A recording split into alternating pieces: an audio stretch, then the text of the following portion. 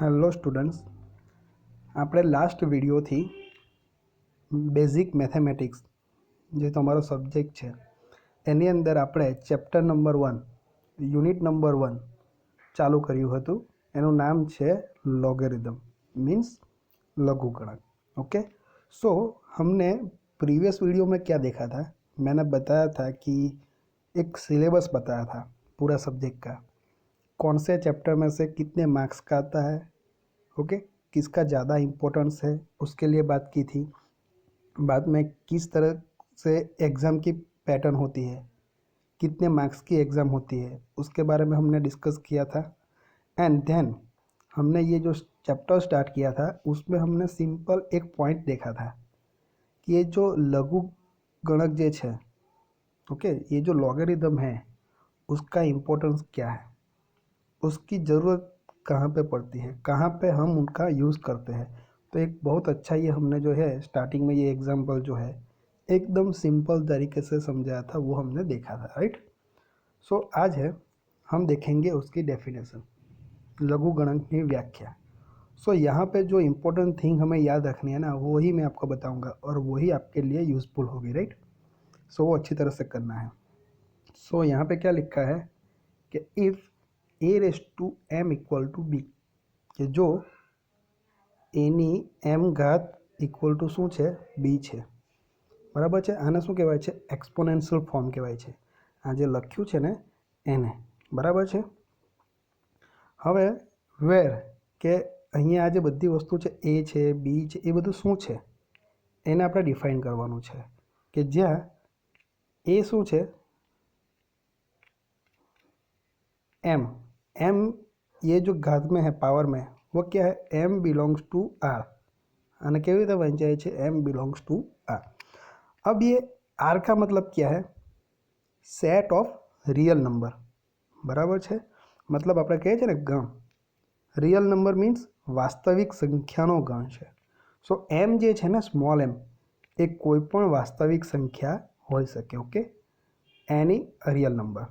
Now see next, ये small B जो है, ये स्मॉल बी ये क्या है, स्मॉल बी यहाँ पे लिखा है बिलोंग्स टू आर प्लस. उसका मतलब क्या हुआ, आर में हमने क्या देखा, सेट ऑफ रियल नंबर, मतलब वास्तविक संख्याओं सेट है गण, बराबर.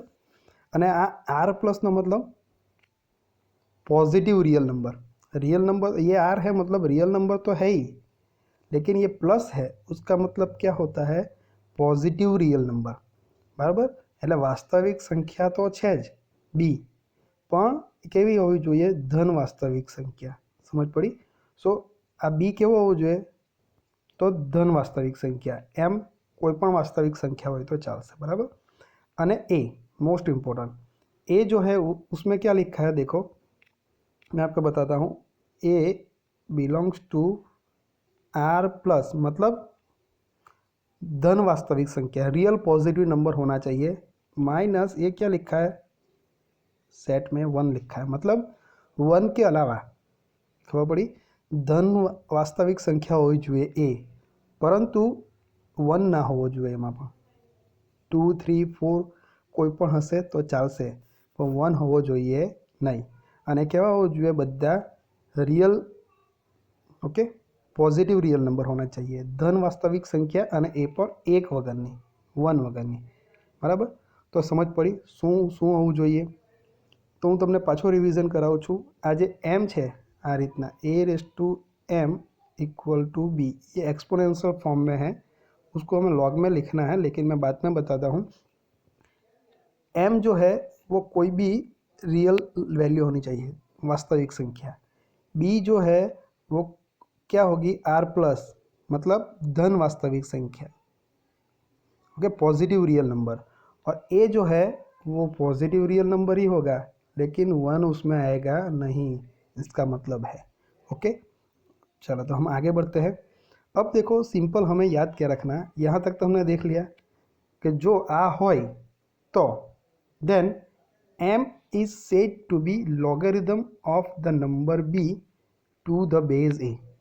ओके, जो a⁻m = b હોય તો m જે છે એને શું કહેવાય છે, લઘુગણક કહેવાય છે. કોનો? બીનો. અને આધાર કેટલો? એ. બરાબર છે. बेसને આપણે ગુજરાતીમાં શું કહીશું? आधार. तो उसको किस तरह से कन्वर्ट करना है, देखो ये a/m इक्वल टू मैं b लिखता हूँ, ये आपको याद रखना है, एग्जाम में आएगा. अब इनको हमें क्या करना है, ये एक्सपोनेंशियल फॉर्म में है, यहाँ पे लिखा है देखो ये वाला, सेम ही मैं बताता हूँ क्योंकि आपको तो बुक में से आपको देखने में पढ़ने में मज़ा आएगा, इसीलिए मैं सेम बताता हूँ. बाकी मैथ्स है तो आप कहीं से भी कोई भी एग्जाम्पल आप बता सकते हो. सो ये जो है कौन सा फॉर्म है? एक्सपोनेंशियल फॉर्म है, राइट. तो घातांक है बराबर ना, स्वरूप है, तो तेने આપણે શામાં કરવાનું છે? લઘુગણકમાં. सो कैसे करेंगे? तो लॉग में हम अभी लिखते हैं, ये जो है ना, ये m एक घात है बराबर, आ ए શું છે? બેઝ છે. તો એ તો આધાર જ રહેશે, પણ ચેન્જ શું થશે એ તમને કહું છું. આ રીતના લખાશે, આ એ સેમ જ રહેશે આવ્યા બરાબર. આપણે આગળ શું લખીએ? લોગ. આ શું થઈ ગયો? લોગનો આ બેઝ આધાર. આ જે બી છે એ તમારો અહીંયા આવી જશે. ઓકે, કોનો લોગ લેવાનો છે? બીનો. સમજ પડી? અને અહીંયા શું આવી જશે? આ એમ જે છે તે અહીંયા આવી જશે. સો આપણે લખાશે શું? a/m ઇક્વલ ટુ બી હોય તો આપણે એને લોગમાં ફેરવવું હોય, લોગના ટર્મમાં લોગેરિધમિક ફોર્મ બરાબર છે, લઘુગણકીય સ્વરૂપમાં આપણે લખવું હોય તો આપણાથી આ રીતે લખાશે. બરાબર છે. કેવી રીતે યાદ રાખવાનું? માની લો કે એવું લાગે તો આ જે છે ને રાઈટ સાઈડ, ત્યાં આપણે શું લખી દેવાનું? લોગ બી. કોનો લોગ લેવાનો? બીનો. બરાબર છે. પછી આ જે એ છે એ તમારો આધાર જ છે, તો તેમાં પણ લોગમાં આધાર જ રાખી દેવાનો, અને ઇક્વલ ટુ શું થઈ જશે? આ જે ઘાત હશે ને તે અહીંયા આવી જશે એમ. સો તમને જે રીતે ઇઝી લાગે તે રીતે તમે યાદ એને રાખી શકો. બરાબર. તો આ રીતે આપણે એક્સપોનેન્શિયલ ફોર્મ, મતલબ કે આ જે ફોર્મ છે એને આ રીતે લઘુગણકીય ફોર્મમાં, मीन्स लॉगरिथमिक फॉर्म में આપણે कन्वर्ट કરી શકીએ છીએ. बराबर है.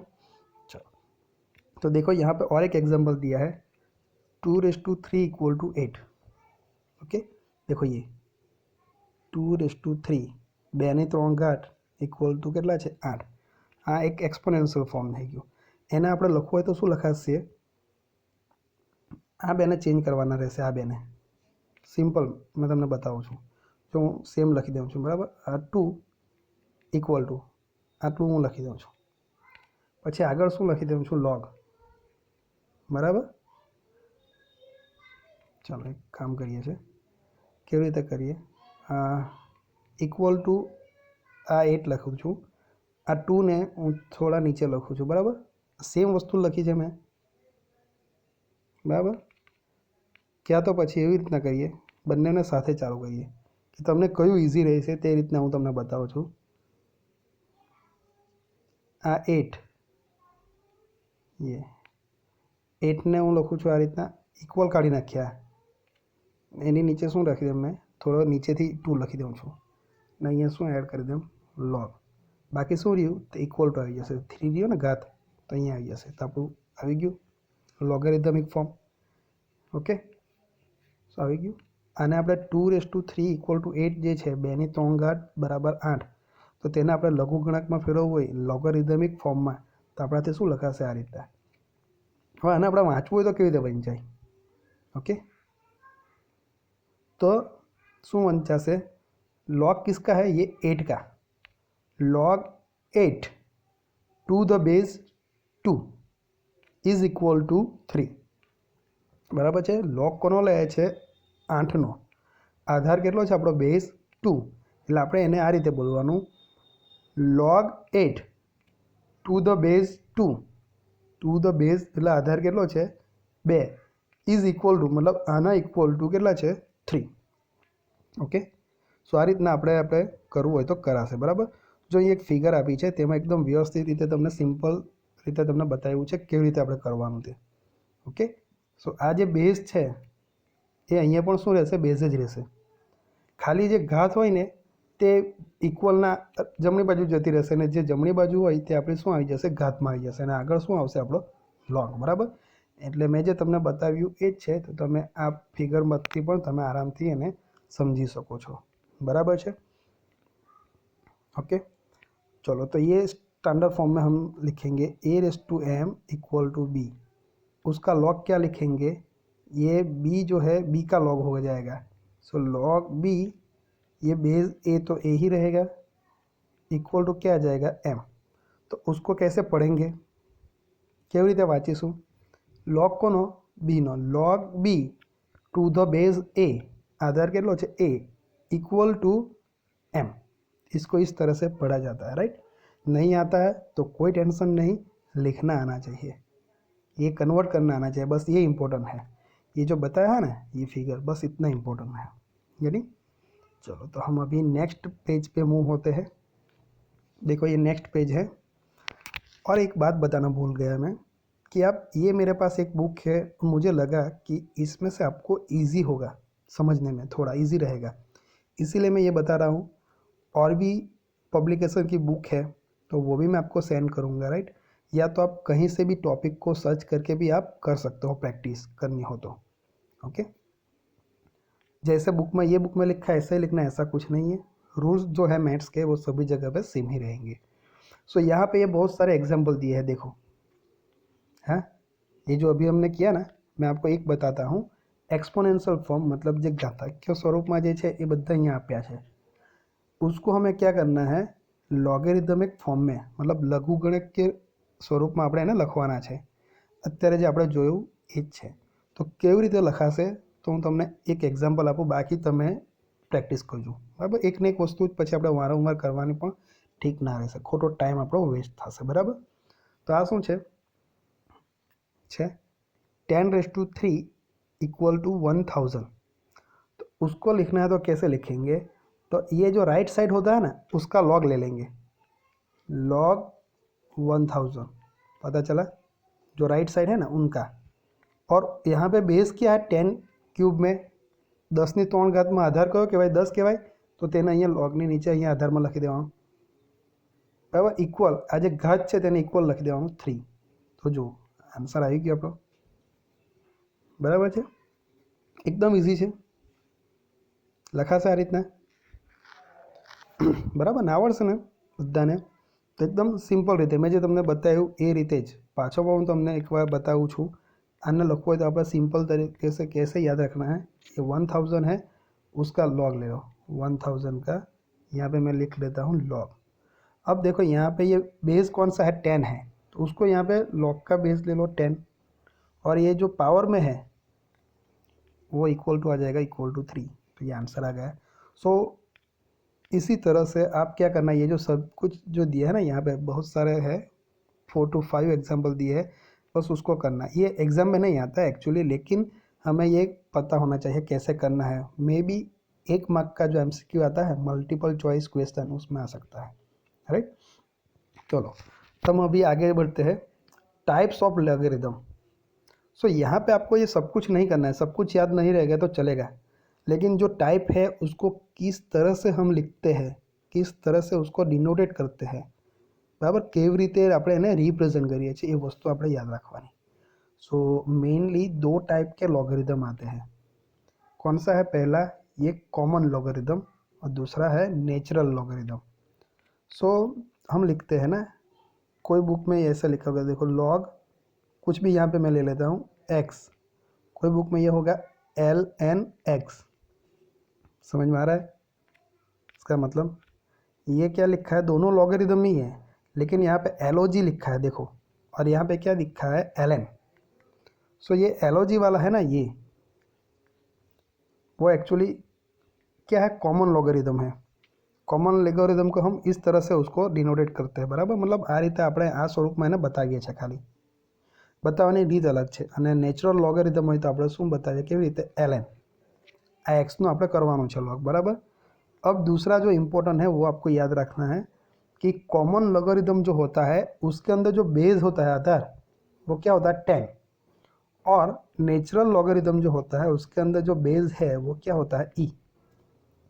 गेटिंग, पता चला। सो ये क्या हो गया आपका कॉमन लोगरिथम, ये हो गया आपका नेचुरल।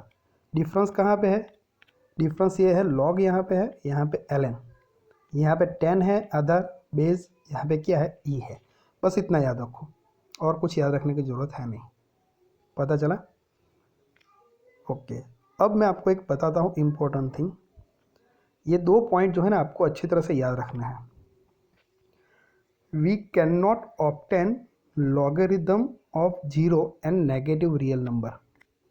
ये याद रखना कि एग्ज़ाम में यूज़फुल होगा कि कभी भी जीरो, ओके, और नेगेटिव रियल नंबर, मतलब रियल नंबर मतलब आर, और माइनस में लिख देता हूँ मतलब नेगेटिव रियल नंबर, ये दोनों का जो लॉग है वो मिलेगा नहीं, तो डिफाइन ही नहीं है।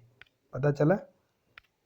इसीलिए हमने वो प्रीवियस स्क्रीनशॉट में मैंने बताया ना, ये यहाँ पे क्या लिखा है देखो, किसका लॉग फाइंड कर रहे हैं यहाँ पे, बी का। सो बी क्या है, बिलोंग्स टू आर प्लस, मतलब आर प्लस मतलब पॉजिटिव रियल नंबर, धन वास्तविक संख्या, बराबर। तो ઋણ વાસ્તવિક સંખ્યા હોય, બરાબર, માઇનસવાળી અને જીરો, આ બે માટે બી છે ની બીની વેલ્યુ હોવી ના જોઈએ। એનો મતલબ કે જો જીરો હોય અથવા તો કોઈ નેગેટિવ વેલ્યુ હોય, ઋણ સંખ્યા હોય, તો એનો લોગ આપણને મળશે નહીં। આ એકદમ ઇમ્પોર્ટન્ટ, આ તમારા માઇન્ડમાં ફિટ કરી દેજો। તમે જ્યારે પણ એક્ઝામ્પલમાં યા તો એમસીક્યુમાં આવે ને તો તમને જરૂર પડશે। આ મોટે ભાગે આ જે છે એ એમસીક્યુની અંદર તમને જરૂર પડી શકે, બરાબર। और second thing, the base of logarithm can not be negative 0 and 1। पता चला? तो देखो हम क्या कर रहे हैं, log B base A equal to M लिख रहा है। तो याद कैसे रखना है, ये जो बी है जिसका लॉग कर रहे हैं वो नेगेटिव नहीं होना चाहिए एंड जीरो नहीं होना चाहिए, यहाँ पे लिखा है वो। और उसका जो बेस है ये नेगेटिव भी नहीं होना चाहिए, जीरो भी नहीं होना चाहिए ना, 1 भी नहीं होना चाहिए। पता चला? ये जो बेस है वो 1 भी नहीं होना चाहिए, 1 होगा तो हमें मिलेगा नहीं, लॉगरिदम डिफाइन ही नहीं है उसके लिए, राइट। पता चला? तो ये बहुत ईजी है, यहाँ पे तो कुछ भी हो अभी चलेगा। ये याद रखना है कि ये जो बेस है आधार એ કેવો હોવો જોઈએ તમારો, કેવો ના હોવો જોઈએ, ઋણ સંખ્યા ના હોવી જોઈએ, બરાબર। એટલે મેં આ રીતે બતાવું, નેગેટિવ એટલે માઇનસ લખું, જીરો ના હોવો જોઈએ શૂન્ય, અને 1 ના હોવો જોઈએ શું, બેઝ, આ આધાર આપણો। અને એ જ રીતે આ જે આપણો બી છે કે જેનું આપણે લોગ લેવાના છે, બરાબર, બી કોઈ પણ હોય, બરાબર, એક શું ના હોવું જોઈએ, ઋણ સંખ્યા ના હોવી જોઈએ, નેગેટિવ, અને જીરો ના હોવો જોઈએ, બરાબર। આટલું યાદ રાખજો, આપણને આગળ જતાં બહુ કામ લાગશે, ખૂબ જ। સો આ બે નિયમ યાદ રાખવાના છે। હવે આ જે બેઝ છે આપણે એમ કહે છે કે 1 કેમ ના હોવો જોઈએ, તો એના માટે એક એક્ઝામ્પલ આપ્યો છે નાનો મસ્તો, આ ખાલી સમજવા માટે છે, ये याद ना रखो तो ચાલશે।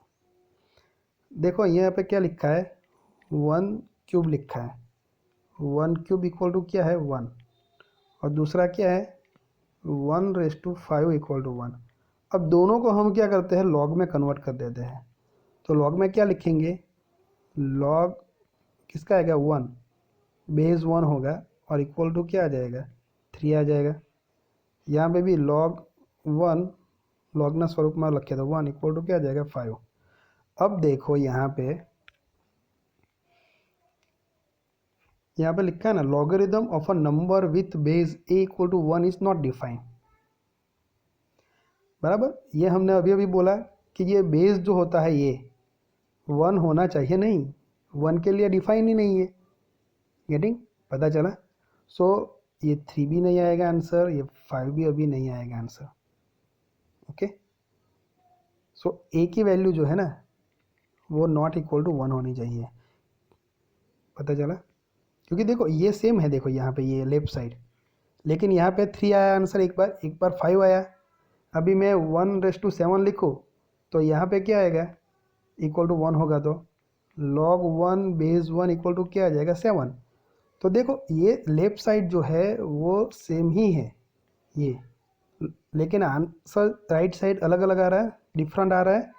पता चल रहा है? सो यहाँ से मैं थोड़ा कलर चेंज करके आपको बताता हूँ।